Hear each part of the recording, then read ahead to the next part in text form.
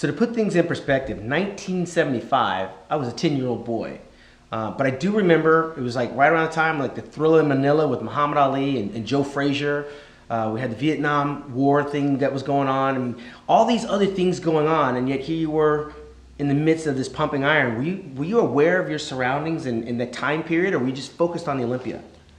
Well, you mentioned Ali and George Foreman, kind of excited because I felt like in bodybuilding we have the two biggest guys competing. And I was so focused because my goal was like get to South Africa because I'd never really, at the time, flown out of the country.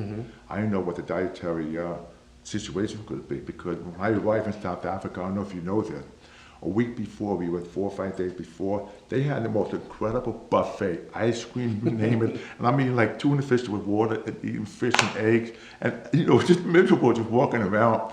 But what's interesting is that the night before the contest, I was invited to compete in the Mr. Universe, to watch the Mr. Universe competition. Arnold Franco wasn't there. I'm thinking to myself, what's going on? The next day, the next morning, I said to Arnold Franco, where were you? I mean, have you seen the contest? No, we were in the room last night posing.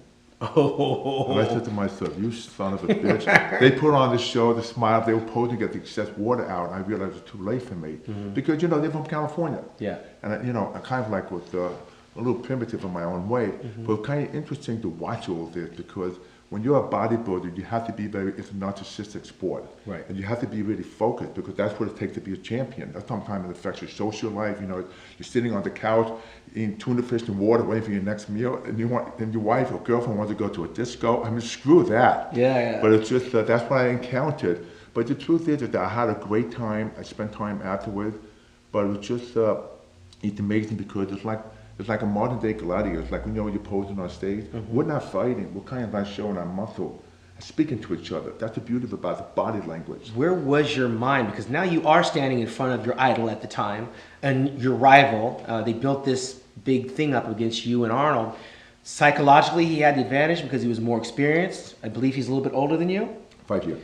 And so he's been there and done that. By that time, he'd already been 5-time Mr. Olympia.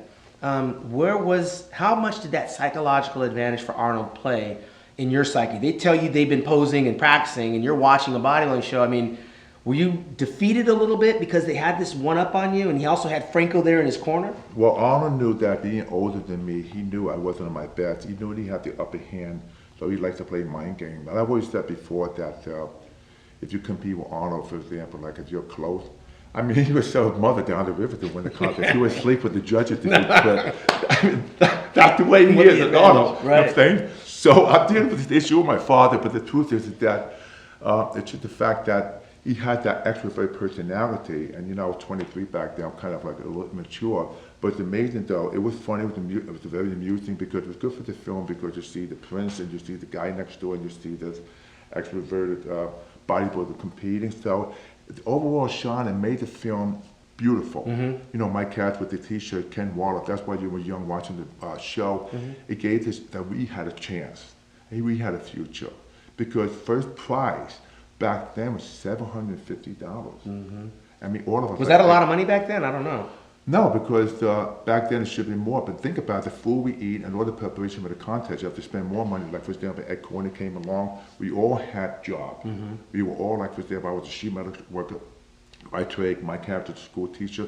We had to sacrifice time to get in shape. Not like today, we see guys in the gym. They have the access easy to train people and just goof off, you know what I'm saying? Well, as a spectator, it was looking like the king and the prince. And the king decided he was going to stop bodybuilding in 76, and you got offered this unique opportunity. But the following year, little Franco came in to win the Olympia. Any regrets of not going on and pursuing that title, knowing that it was Arnold stepped aside and you were such a young guy that the future was basically yours at that time for a 4 or 5 year period? Well, what's interesting what happened, though, I ended up taking the role of the Hulk. Because with opportunity I didn't want to pass. But unfortunately, I competed with Franco and then we're the strongest man, and he tore his knee out. Yeah, right. That put him out of commission for 4 or 5 years, and the amazing he came back in 1981 and he still was able to compete again. And win. Yeah, but I went to Joe 6 weeks before the contest. I said, Joe, I got a problem. Joe said, what's wrong? What's wrong? I said, Joe, I'm in shape. Don't worry about it. He's looking at my hand. I said, Joe, listen. They offered me the Incredible Hulk pilot. There's a chance of becoming a TV series. I don't know what to do. You know what Joe said? Do it. Compete next year.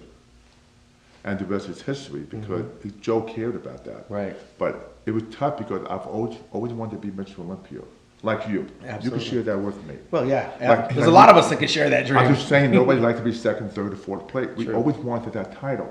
But sometimes you have things in life that have the distraction.